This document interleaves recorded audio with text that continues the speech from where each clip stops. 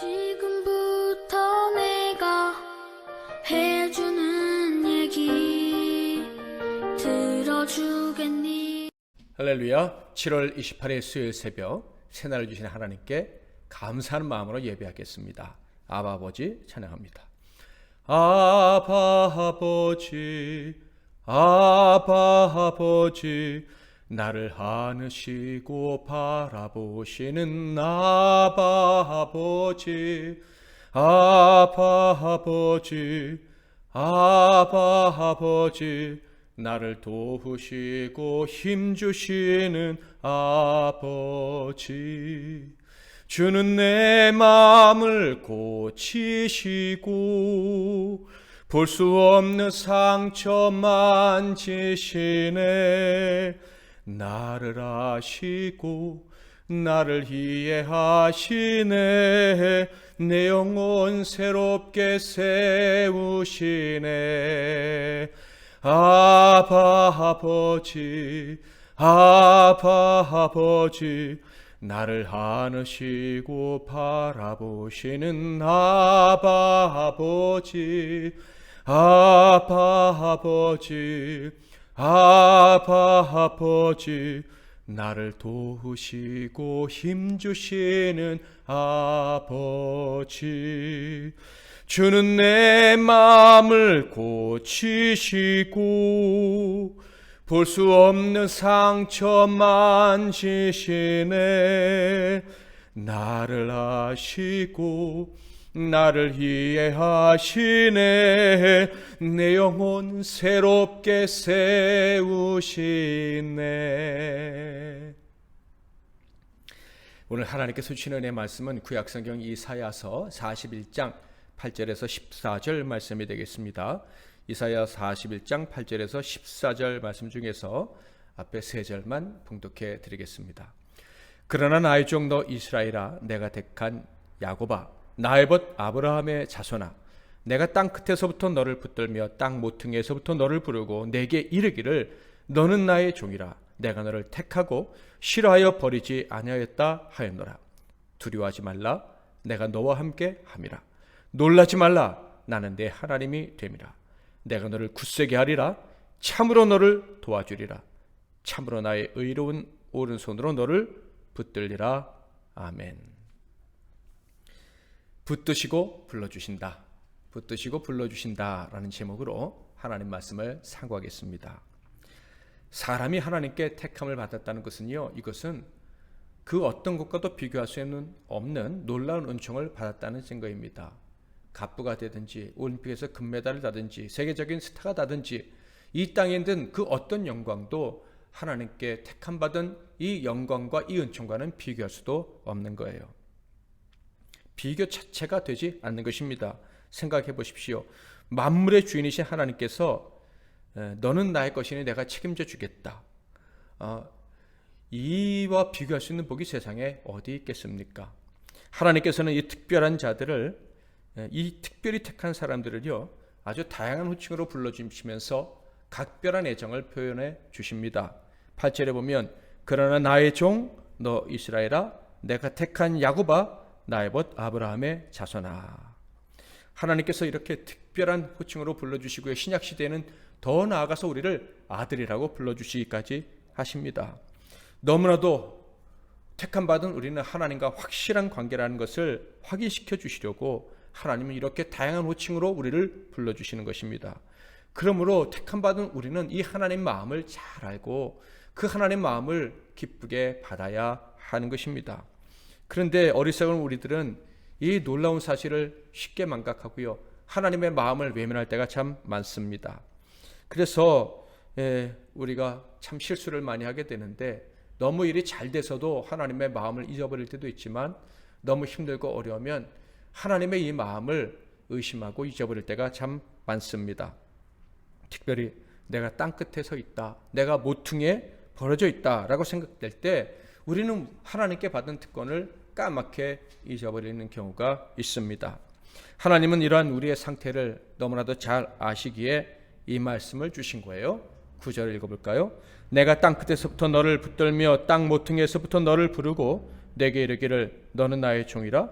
내가 너를 택하고 싫어하여 버리지 아니하였다 하였노라. 하나님 아버지께서는 우리를 싫어해서 버리지 않으신다고 하십니다. 택한 자들은 절대로 이런 일을 당하지 않는데 어떤 상황에서도 이런 일은 없다라고 하나님이 약속을 해주신 거예요. 그렇다면 어떤 상황에서도 우리를 싫어해서 버리지 않는다고 하셨을 때 그 어떤 상황이란 어떤 것일까요? 바로 땅끝과 땅 모퉁이입니다. 먼저 땅끝이란 어떤 것을 말합니까? 애굽 땅과 바벨론과 같이 하나님의 손길이 미치지 않는 것처럼 생각되는 곳을 말합니다. 포로가 되어서 고통당했던 땅이 애굽이죠. 그리고 이제 이사야 예언대로 장차 바벨론에서 포로가 되어서 고통을 당하게 될 것입니다.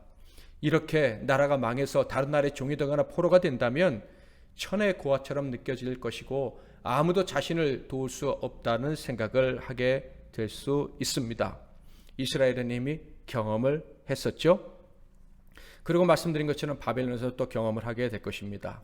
자, 그런데 실제로 그들은 경험했어요. 어떤 경험?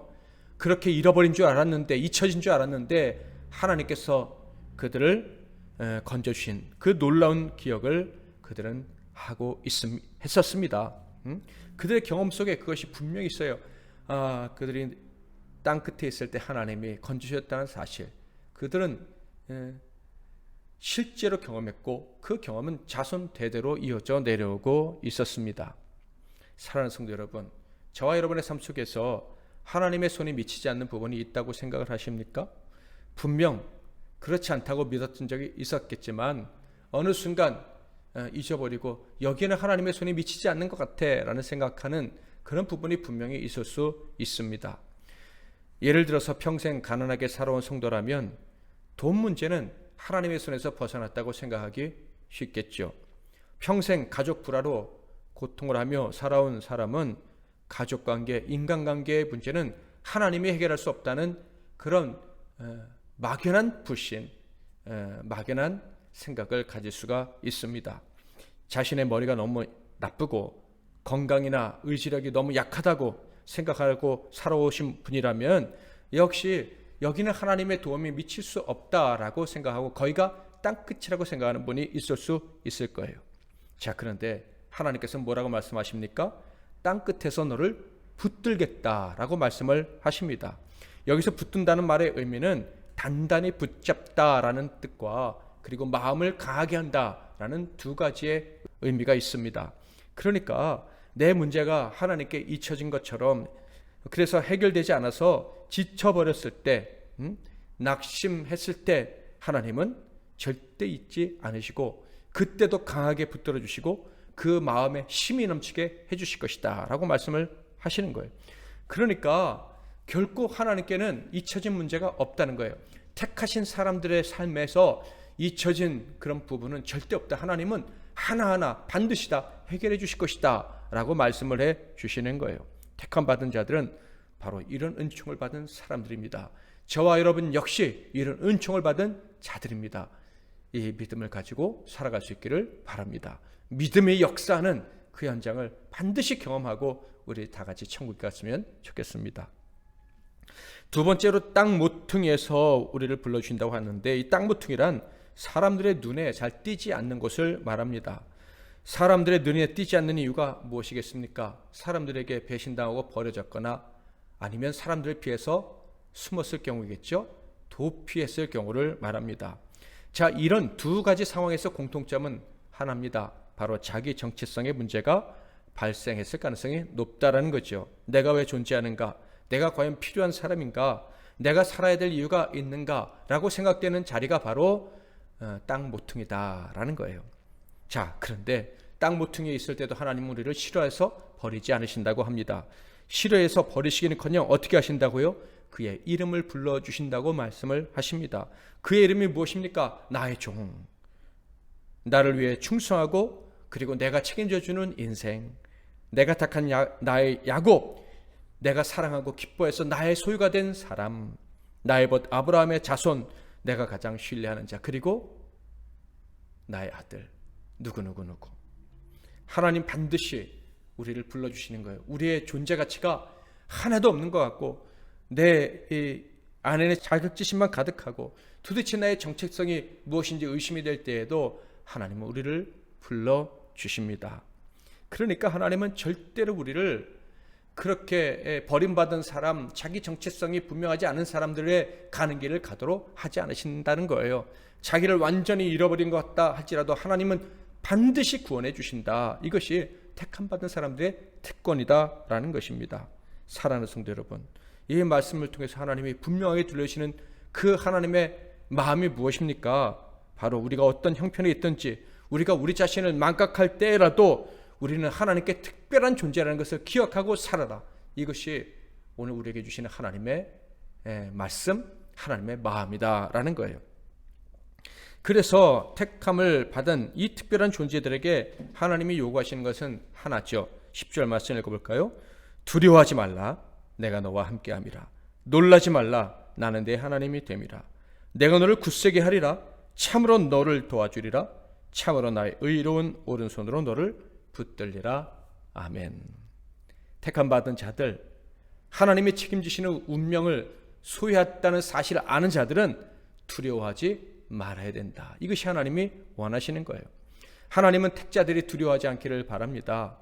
택함받은 것을 알면서도 두려워하는 자들이 있다면 하나님이 진노하시겠죠. 요한일서 4장 18절, 사랑 안에 두려움이 없고 온전한 사랑이 두려움을 내쫓나니 두려움에는 형벌이 있음이라. 두려워하는 자는 사랑 안에서 온전히 이루지 못하느니라. 물론 흔들리는 믿음 때문에 하나님이 진노하십니다. 그러나 엄밀하게 말해서는 벌을 내리기 위해서 진노하시는 것이 아닙니다. 그들을 속이는 환경과 마귀를 처벌하시려고 하나님이 진노하시는 거예요. 택한 자들이 그 특권을 잊어버리게 하는 그 악한 환경들을 처단하시려고 하나님이 진노하시는 것입니다. 하나님의 사랑의 역사를 온전히 이루지 못하게 하는 그 불신을 처단하시려고 하나님이 진노하시는 거예요. 하나님은 결국 사랑의 열정으로 우리를 때리고 어루만지셔서라도 하나님의 특권을 누리며 살아가는 자가 되도록 하시는 거예요. 택함 받았다는 것은 이렇게 놀라운 것입니다. 하나님은 두려워하는 것을 싫어하실 뿐만 아니라 너무 안타까워하십니다. 그 증거가 10절의 말씀이죠. 두려워하지 말라. 내가 너와 함께함이라. 놀라지 말라. 나는 네 하나님이 됨이라. 내가 너를 굳세게 하리라. 참으로 너를 도와주리라. 참으로 나의 의로운 오른손으로 너를 붙들리라. 두려워하는 자들에게 뭐라고 말씀하십니까? 내가 너와 함께 한다라고 말씀을 하십니다. 두려워 놀라는 자들에게 내가 너의 하나님이다 라고 말씀을 하십니다. 그리고 약속하시고 또 약속해 주십니다. 너를 굳세게 해주겠다고, 참으로 너를 도와주겠다고, 나아가 전능하신 내 오른손으로 너를 붙들어 주겠다고 약속을 하십니다. 이것이 특별한 자들, 택하신 자들을 향하신 하나님의 마음인 거예요. 저와 여러분에게 하시는 이 하나님의 말씀을 마음으로 받으시기를 주님의 이름으로 축복합니다. 하나님 우리를 굳세게 하실 거예요. 우리를 도와주실 거예요. 전능한 손, 의로운 오른손으로 우리를 붙들어 주실 것입니다. 특별히 여기서 의로운 오른손으로 붙들어 주신다는 말씀의 의미가 너무 중요한데요. 이 말씀의 의미가 무엇입니까? 하나님의 구원하심에 대해서 아무도 이의를 달지 못하게 하시겠다라는 말씀입니다. 만약에 우리를 조롱하는 자가 있었다면 그들은 멸망을 당하게 될 것이다 라는 말씀이에요. 하나님의 구원하심이 너무 크고 놀라워서 원수들이 다 도망가게 될 거다라는 말씀입니다. 네가 어떻게 하나님의 도움을 받을 수가 있겠어? 네가 기도한 대로 하나님 응답하시겠어? 너 살아온 과정을 봐라. 지금 너의 형편을 봐라. 네가 도대체 어떻게 하나님의 은총을 잊겠느냐라고 말하는 모든 사람들이 다 도망가게 될 것이다 라는 말씀이에요. 하나님의 의로우심, 하나님이 우리를 구원하신다는 것은 정말 옳구나. 그래서 모든 사람이 입을 꾹 다물어 버리도록 만드시겠다라는 거예요. 11절과 12절이 바로 하나님이 의로우신 손으로 우리를 구원하신 결과에 대한 말씀입니다. 보라, 내게 노하던 자들이 수치와 욕을 당할 것이요 너와 다투는 자들이 아무것도 아닌 것 같이 될 것이며 멸망할 것이라. 내가 찾아도 너와 싸우던 자들을 만나지 못할 것이요 너를 치는 자들은 아무것도 아닌 것 같고 허무한 것 같이 되리니. 하나님께 택함 받은 사람은요 반드시 놀라운 구원을 경험하게 될 수밖에 없습니다. 하나님께서 우리에게 주신 놀라운 구원에 대해서 조롱하는 자, 멸시하는 자, 하나님이 우리를 잊으셨고 그러므로 절대 돕지 않을 거라고 생각하는 원수들, 그래서 겁도 없이 우리를 멸시하며 우리를 공격하던 자들은 존재 자체가 소멸되고 말 것이다 라는 엄청난 말씀입니다. 그러니 택함받은 저와 여러분이 얻은 이 특권이 얼마나 대단한 것입니까? 우리가 누릴 구원이 얼마나 대단한 것인지 꼭 아시고 절대 잊지 마시기를 주님의 이름으로 축복합니다. 세상의 그 어떤 것과도 비교할 수 없는 복을 우리는 받아 누리고 살아가고 있는 것입니다. 성도들, 특별히 그 중에서 청소년이나 청년들과 대화를 하다 보면 하나님의 존재도 인정하고 하나님의 은혜에 보답하며 사명자로 살고 싶은 마음도 있고 정말 좀 더 헌신해야 된다, 말씀을 더 가까이 해야 된다는 사실을 알지만 자신의 존재, 자신의 믿음, 자신의 의지가 너무 작고 초라하다며 움츠려드는 경우가 참 많다는 것을 보게 됩니다. 정말 많은 성도들이 이 청소년들과 같이 청년들처럼 역시 자신의 특권 그리고 그 특권으로 인해서 누릴 복이 얼마나 큰지를 망각한 채 살아가고 있다고 저는 생각합니다. 자기가 너무 작기 때문에, 자기가 너무 초라하기 때문에 하나님의 권능과 주신 특권과 그로 인해서 받아 누릴 복이 크다는 생각을 전혀 하지 못한 채 살아가는 자가 많다는 것입니다. 그래서 하나님이 이렇게 또 말씀을 하시는 거예요. 13절 14절 이는 나 여호와 너희 하나님이 내 오른손을 붙들고 내게 이르기를 두려워하지 말라. 내가 너를 도우리라 할 것임이니라.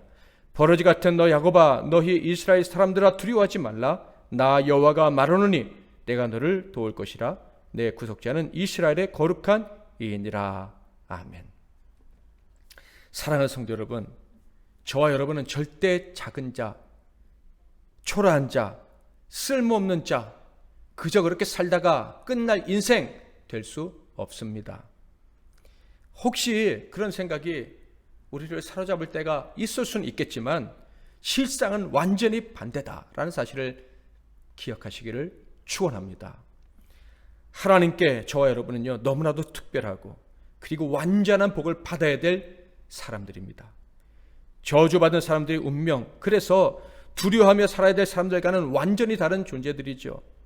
요즘 사람들이 세상이 너무 빨리 변하고 그래서 언젠가는 인공지능이 지배해서 우리 의지대로 살아갈 수 없을 것 같고 그냥 세상에 또 몇 명의 권력자들의 종이 될까 봐 겁내는 분들도 있는 것 같아요. 그런데 왜 염려하십니까?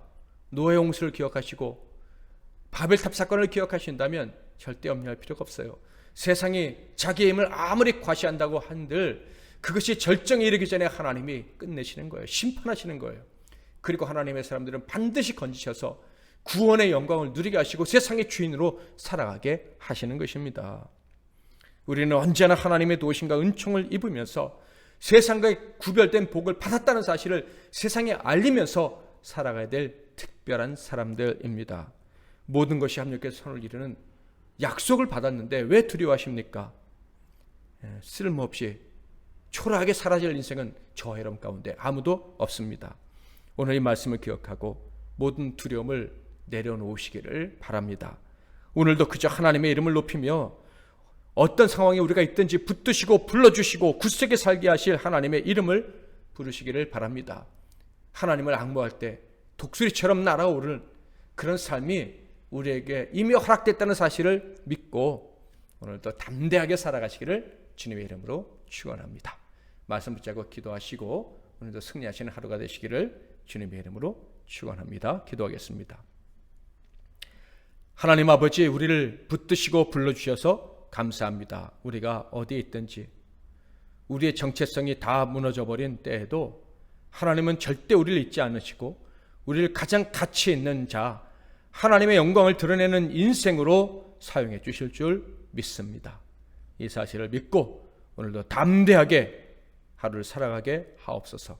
하나님의 구원의 손길이 얼마나 우리와 가까이 있는지 오늘도 확인하면서 살게 하옵소서. 예수 그리스도의 이름으로 기도하옵나이다. 아멘.